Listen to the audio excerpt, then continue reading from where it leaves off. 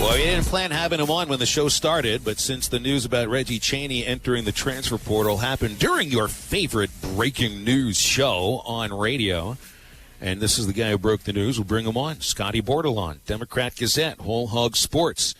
Scotty, appreciate you coming on short notice. What's up? What's going on with you? What's going on with you? Just reacting to this a little bit.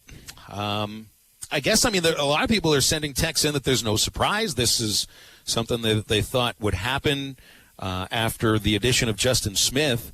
But I still even remember rumors about Reggie Chaney potentially looking to get into the transfer portal during the basketball season. So I think when you look at that and the fact that Smith, I think, is at the same position that Reggie is, this really is no surprise, is it?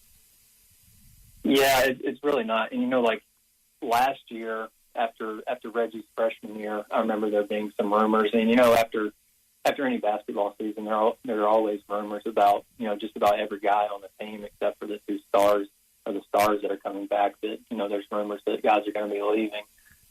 Those kind of got shot down last year, and we thought that, Reggie, we might could see some growth in Reggie in his sophomore year. But I think there was just a little bit of an adjustment that he had to go through, with the new coaching staff, that he wasn't recruited by. It wasn't not all that surprising to me. And obviously, I saw some of the responses to your tweet earlier. Not a lot of surprise there either. I think a fresh start for Reggie, someplace else. Maybe he can have maybe more of a role, bigger role than he was going to have hypothetically next season. So just wish Reggie the best of luck, and hope that he can. I think there's kind of a mental hurdle that he's got to get over.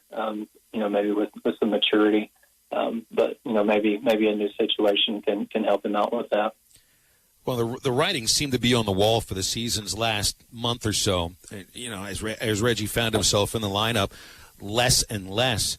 But then this, he doesn't go into the transfer portal until the season's over for 3 months, and it just seems that the addition of Justin Smith is really what pushed him out, where he realized, any minutes I thought I might get, this guy's averaging 31 minutes a game in the Big Ten. He started every game for Indiana last year. So those were Reggie's minutes right there. Yeah, I would say so. And, Justin Smith is a very established guy, like you said. I was talking to some Indiana writers, I guess it was last week, about Justin Smith. And, you don't lead an Archie Miller coach team in minutes unless you get out on the floor and you defend, and you're a pretty productive guy. I think he was averaging 10 and 5 last season. So he's going to bring some athleticism to the table. And one of the writers I was talking to thinks that Indiana's going to miss his defense more than anything. So you get a versatile guy, kind of like I think he can kind of be a highlight reel in transition, and then you get a guy that can lock some guys up. I think he's 6'7", about 210 or 215. He can lock guys up. His same size or maybe even a little bit bigger. That's obviously a plus that you want to get on your roster. Speaking to Scotty Bordelon here on Halftime, Scott, we had a text come in here, and I don't want to jump the gun a little bit, but we spoke a little bit about this last week, especially when we heard some 8th and Henderson news break with the restraining orders. But this comes from Doug and Mountain Home. He was asking, does this Chaney transfer news guarantee that Joe is staying at Arkansas? I don't think it's a guarantee, but do you think this transfer still happens if Isaiah Joe was to stay in the draft? Oh, that's a good question. I don't know. Like we were just talking about Justin Smith. I think Bill was on the money. I think Justin Smith, like I said, an established guy, a proven guy from a really good conference, an impact guy. I think that can come in here, and I think there were just some question marks, just up and down last season. Like Reggie started the season on an indefinite suspension, comes back, plays fairly well, and then there's another hiccup in the road, in January. I think this is I think it's going to be I think it was a decision that, is going to benefit both sides. But in terms of Isaiah, I think, I don't know that it is a guarantee that he comes back.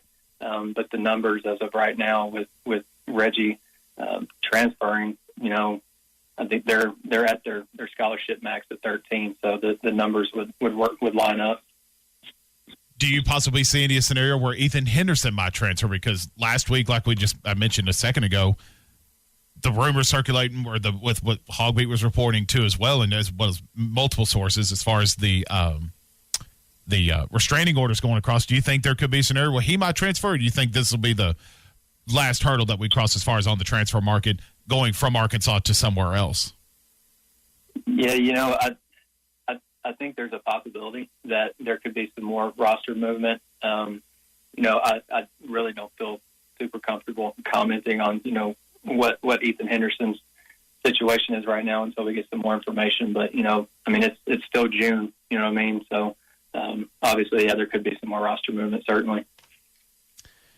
It's so interesting to see how the team is constructed now. And the word that was thrown around last week was modern construction of a basketball roster. I think the word really is more contemporary.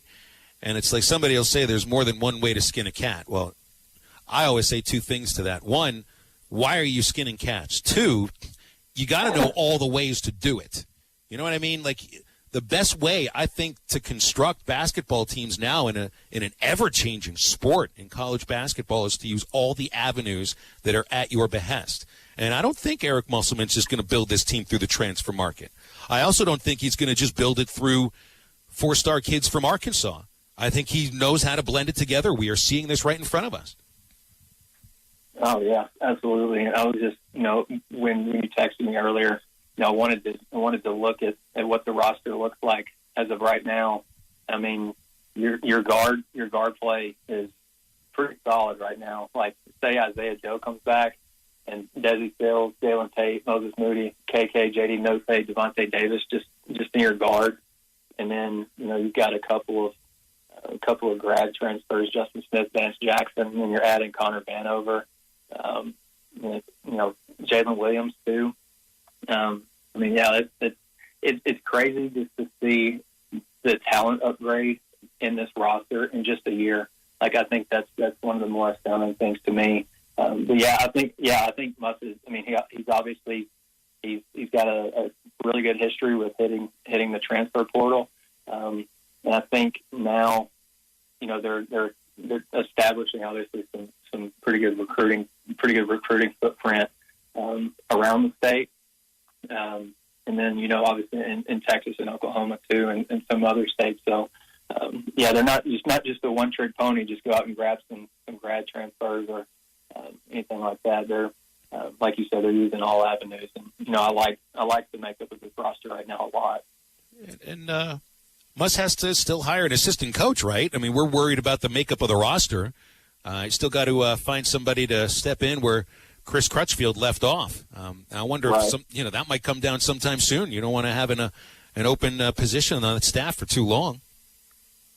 Yeah, absolutely. And I know I think the name Rex Walters has been thrown out there before. Mm-hmm. Maybe that was last week. That would be an interesting name, I think. A name that we were kind of talking about a little bit was Anthony Ruda. He's like the director of basketball operations now. He's got some experience as an assistant under Eric Musselman at Nevada, so that could be another name to keep an eye on. But but I guess we just have to see how it plays out. And, I'm sure he wants to get that assistant name sooner rather than later.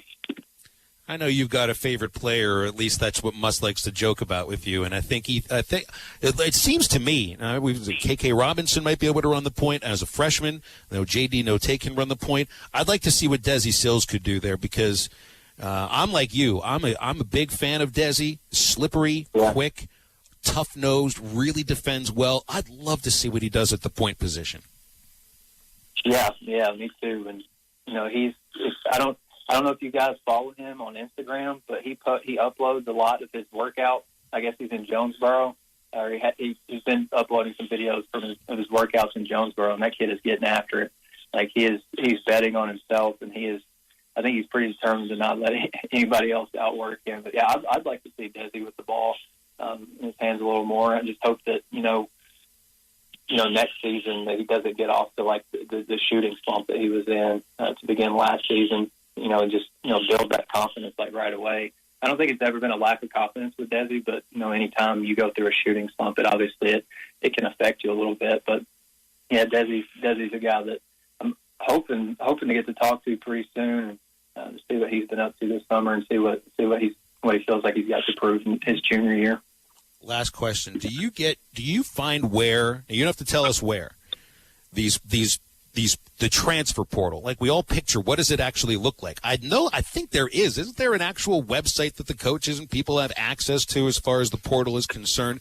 And if that's the case, since you cover basketball so closely, how many times a day do you think you hit the refresh button on that page?